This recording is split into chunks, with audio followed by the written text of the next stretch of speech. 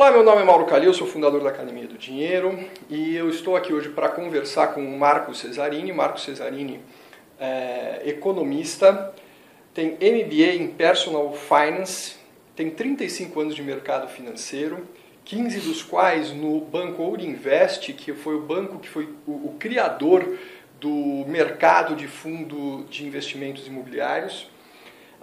Passou também pelo Banco Boston e pelo Banco Francês Brasileiro.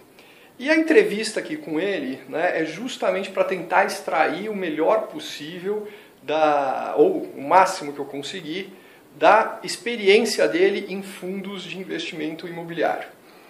Marcos, eu queria agradecer a tua presença.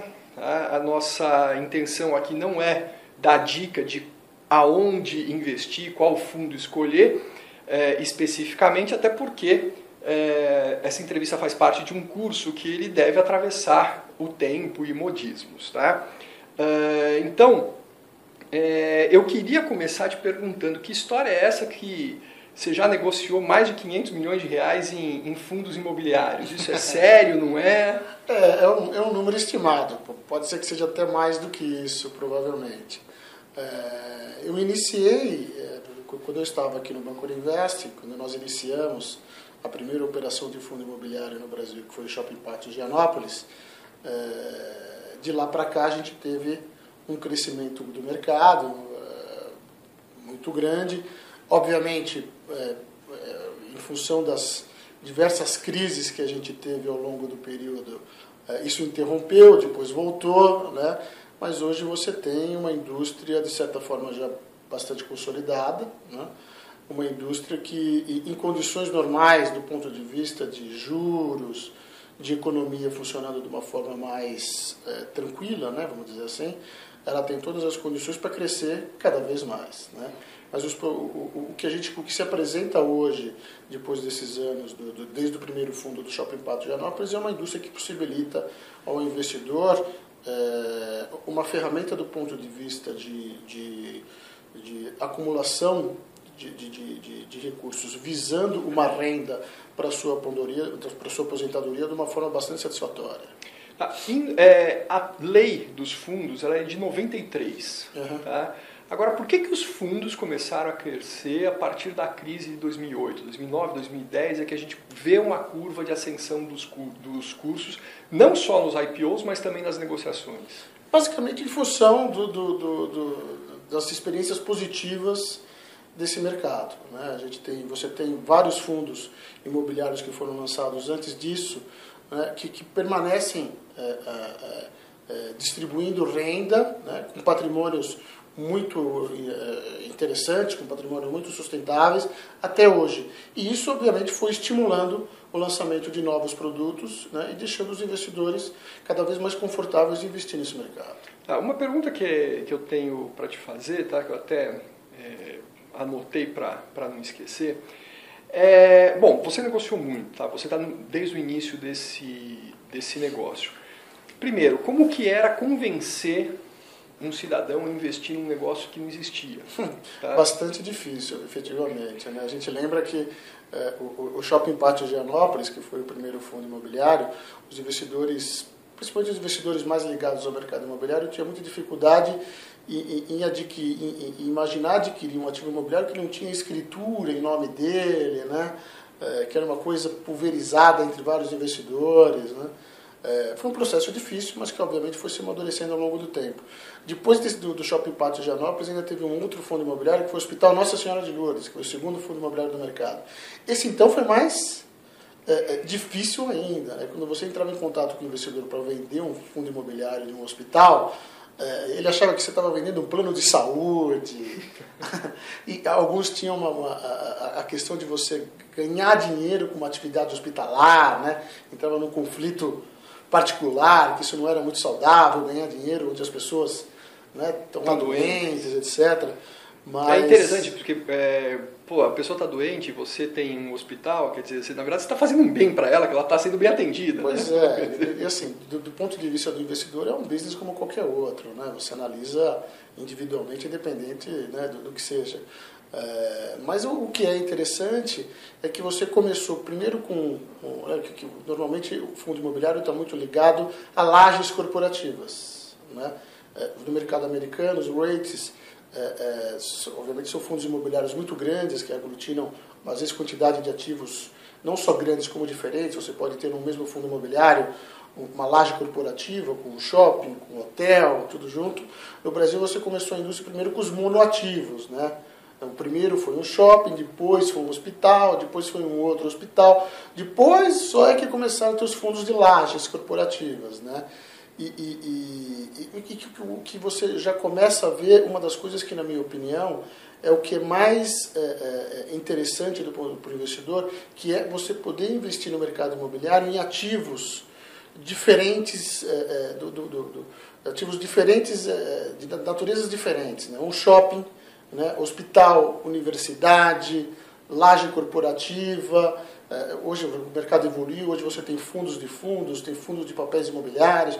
Então isso, do ponto de vista do investidor, quando você percebe que você pode diversificar na indústria dessa forma, isso te traz, obviamente, maior conforto. Isso é uma vantagem dos fundos? Isso é uma vantagem extremamente grande, né? Porque você imagina um investidor que queira hoje aplicar parte dos seus recursos no mercado imobiliário, né?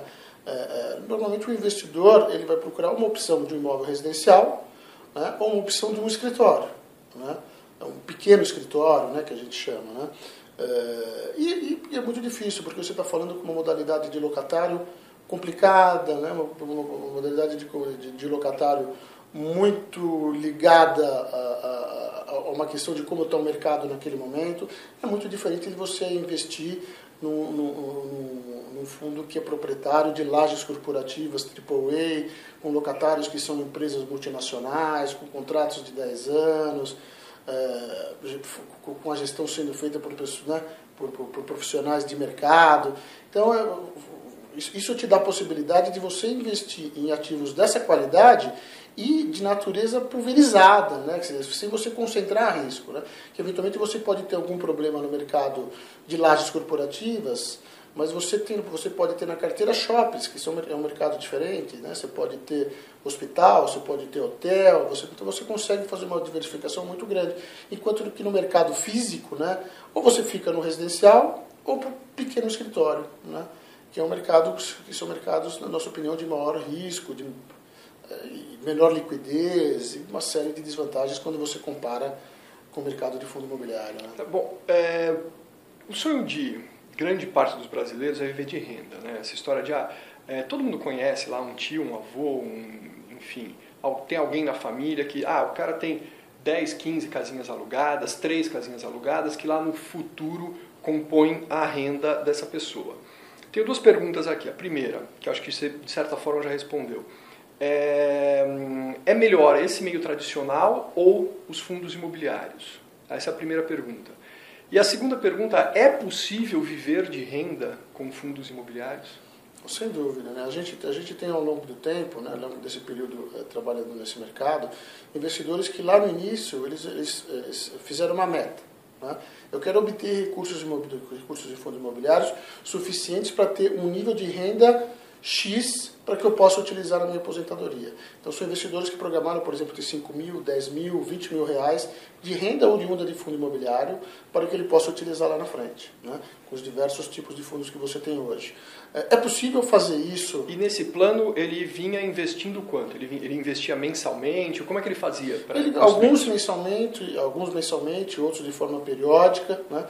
Mas eles foram acumulando ao longo do período, ao longo desses anos, uma carteira de fundos imobiliários muito interessante, uma carteira de fundos imobiliários diversificada, com muitos fundos, né, com rendas oriundas de diversos tipos de ativos, de segmentos diferentes. Então isso é possível, né? E quando você compara a possibilidade de você fazer isso através do mercado imobiliário, né, não que isso seja impossível, né?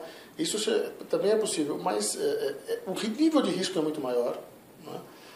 Porque você, como eu falei, ou você investe no mercado residencial ou no mercado de pequeno escritório. A gente não está falando de grandes investidores que têm condições de adquirir uma laje corporativa no valor de 10 milhões de reais. Uhum. Né? Estamos falando do investidor Até porque esse já deve ter uma renda bastante boa. Mesmo assim, mesmo assim ele ainda gosta desse mercado. Mas de qualquer forma estamos falando de outro tipo de investidor. Então você, através do fundo, você abre um leque, né, de opções gigantesco. Isso sem você falar na questão que o fundo imobiliário lhe dá isenção de imposto de renda, né? No mercado imobiliário físico, né, onde você obtém a propriedade, você não tem a isenção de imposto de renda. A questão da liquidez, que é uma coisa sensacional, né? É aquilo que a gente fala, né? Você pode, por exemplo, comprar um determinado imóvel para obter uma renda X, você vai gastar 300 mil reais, por exemplo, naquele imóvel. Amanhã, por algum motivo, aparece um outro negócio para você maravilhoso, que você precisa dispor daquele recurso, e você precisa, por exemplo, de 100 mil reais, não dá para você vender 1/3 do imóvel, né? Uhum. No mercado do fundo imobiliário, você pode vender aquela quantidade de cotas, né, que vai lhe dar aquele volume de recurso específico para aquela tua necessidade. Com uma agilidade incomparável, né? Porque, assim, imagina do início do processo de que você deseja vender um imóvel, até o fim desse processo, quanto tempo isso leva? Uhum. Né? Você precisa negociar com o corretor, você precisa saber qual é o valor do imóvel, você precisa avaliar.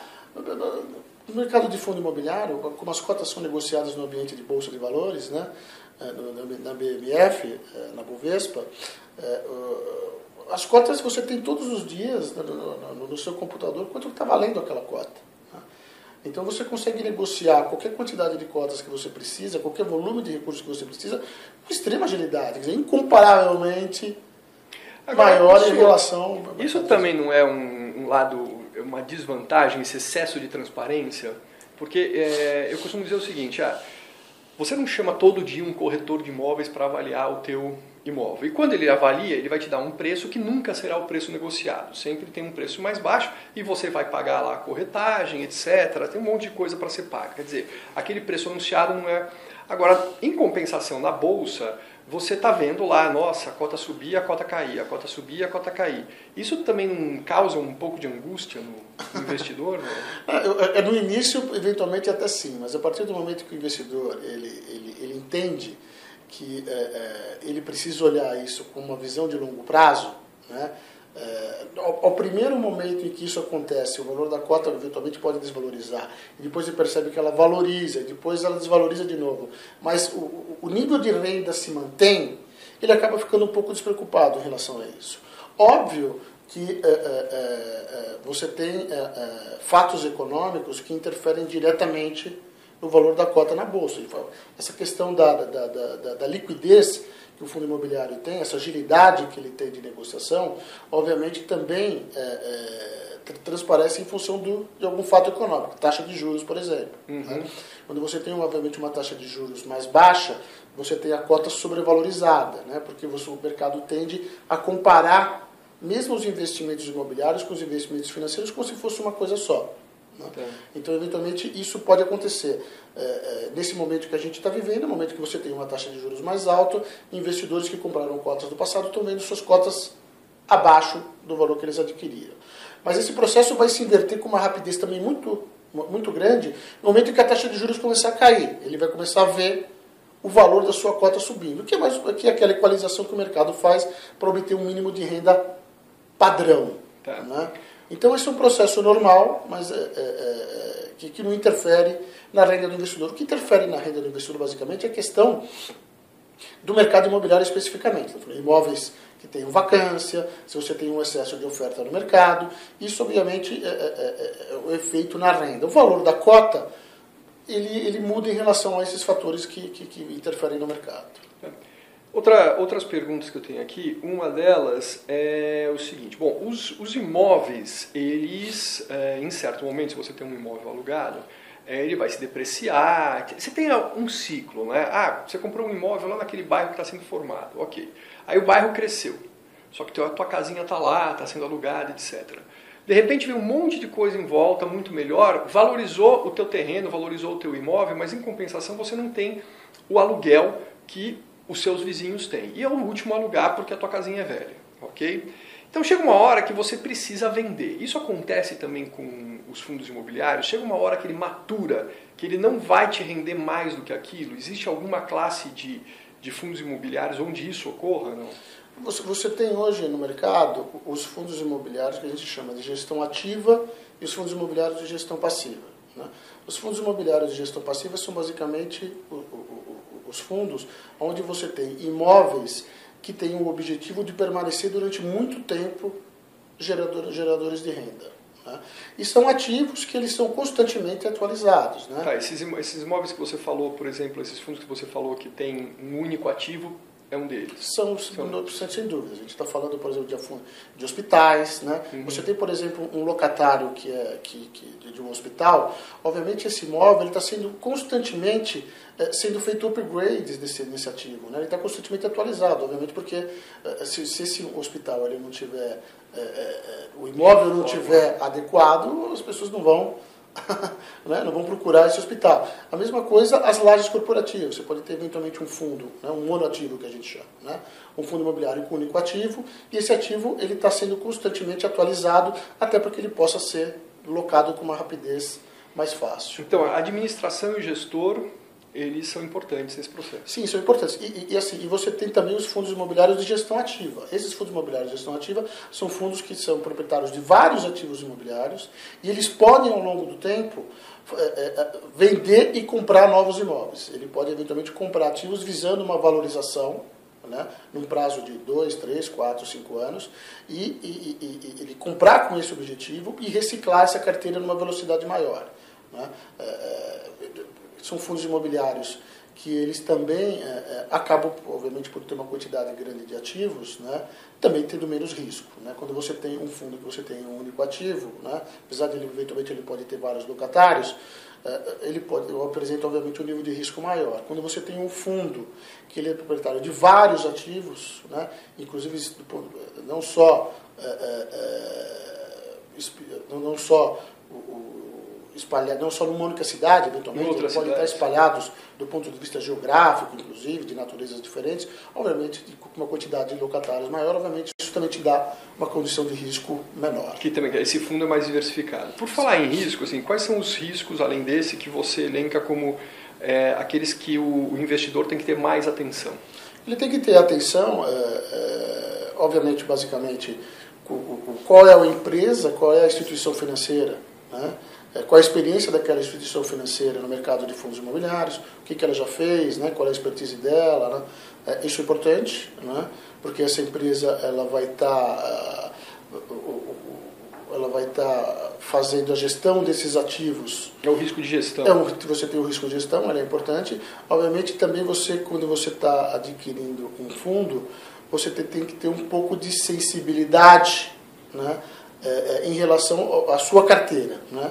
Você vai procurar adquirir fundos que complementam a sua carteira. Né? A gente, obviamente, indica que o investidor, por exemplo, quando ele vai adquirir um fundo de lajes corporativas, qual é a proporção de fundos de lajes corporativas que ele tem dentro da sua carteira. Né? Uhum. Então, eventualmente, se ele está muito concentrado em laje, eventualmente pode valer a pena ele não entrar numa oferta de laje e esperar uma oferta de shopping. Né? Uma oferta diferente para ele poder diversificar. Né? E, obviamente, as questões de mercado imobiliário. Né?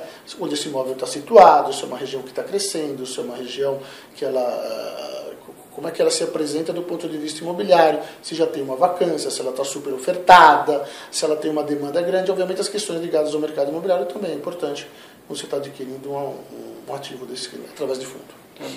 Bom, Marcos, para a gente encerrar aqui, eu tenho só mais 2 perguntas. Tá? A primeira é um pouco incômoda. Tá? Um investidor, ele pode ter somente fundos imobiliários na sua carteira? Olha, eu diria que, e a gente tem muitos clientes nossos que fazem isso, que a estratégia dele, visando geração de renda para aposentadoria, ela está assim, muito concentrada no mercado de fundos imobiliários, né? E ele está muito satisfeito já se utilizando dessa estratégia. Né? Obviamente a gente não recomenda que isso seja 100%, né? Mas ele pode ser o maior percentual da sua carteira, visando geração de renda no futuro, sem dúvida nenhuma. Né? E a última pergunta é em relação ao futuro desse mercado. Tá?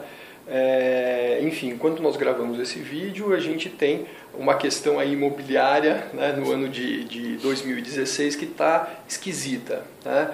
Mas você acredita que existe uma quantidade ainda de fundos por vir, ou os fundos que estão aqui podem crescer? Não, é aquilo que eu disse com relação aos fatores econômicos, né, interferindo nos fundos imobiliários. Não só os fatores como juros, né, taxa de juros, crises, e os próprios ciclos imobiliários, obviamente interferem. Mas o que a gente percebe, ao longo do tempo, e se a gente voltar para trás, vamos falar basicamente de crises no mercado imobiliário, nós tivemos em 1990 uma, 2000, né, agora 2013, né, se voltar não muito tempo para trás, estamos falando de 3 crises que são períodos cíclicos, né, que a gente percebe que o investidor que passou por esse período sem mexer na sua carteira, não teve problema. Obviamente, aquele investidor que se desespera e entra no efeito manada, aí depois do futuro ele vai se arrepender. Se afoga com a água no umbigo. Assim, os ciclos econômicos, as crises imobiliárias, etc., são coisas que a gente sabe que nós tivemos e vamos continuar tendo ao longo do tempo. Então o investidor precisa se acalmar, obviamente tem um assessoramento de uma instituição financeira, né, para lhe ajudar nesse sentido, mas ele tem que ficar calmo e sabe que isso vai voltar. Então nós acabamos de entrar numa crise imobiliária a partir de 2013 muito forte, né, uma das maiores que eu já vivi, e esse é o momento de começar a analisar para uma recuperação. Né? Então você tem que começar a olhar a indústria de fundos imobiliários de uma forma um pouco diferente, porque obviamente o momento de você entrar, né, principalmente quando a gente está falando dos fundos que já existem, é no momento de baixa. Então já começar a olhar esse mercado, porque o momento de entrar, eu diria até de uma forma bastante forte, está cada vez mais próximo. Me surgiu mais uma pergunta aqui enquanto você falava, e que é o seguinte: e objetivos de mais curto prazo, assim, objetivos menores, que não seja aposentadoria daqui a 10 ou 15 anos, as pessoas conseguem também, via fundos imobiliários, por exemplo, eu quero fazer um planejamento para trocar de carro a cada 3 anos, ou eu quero uma viagem internacional por ano. Fundo imobiliário também ajuda nisso? Pode ajudar, na minha forma não é a forma mais indicada. Tá. Né? Eu acho que fundo imobiliário é uma estratégia de investimento de longo prazo. Você pensa quando você está adquirindo fundo imobiliário, você está adquirindo um ativo, né, que você imagina que ele tenha a maior longevidade possível. Né? E essa renda que é gerada pelo seu fundo imobiliário, ele gera uma renda todos os meses, que são os aluguéis, que você precisa reaplicar. Né? Então, eventualmente, quando essa renda ela é pequena, ela também dificulta a reaplicação em percentuais de rendimentos de renda fixa, etc., com taxas melhores. Né? Então, acho que deixa claro que o fundo imobiliário objetiva prazos maiores. Renda, prazos maiores e um período onde você vai utilizar esse recurso. Né? O período da sua vida onde você vai estar utilizando. Se você está num período de acumulação, né, no período de acumulação você tem uma gama de outros produtos financeiros que, na minha opinião, são mais adequados, principalmente para esses objetivos de mais curto prazo. Marco Cesarini, muito obrigado pela tua participação. Agradeço enormemente. Estou à disposição, Mauro Calil. Grande abraço.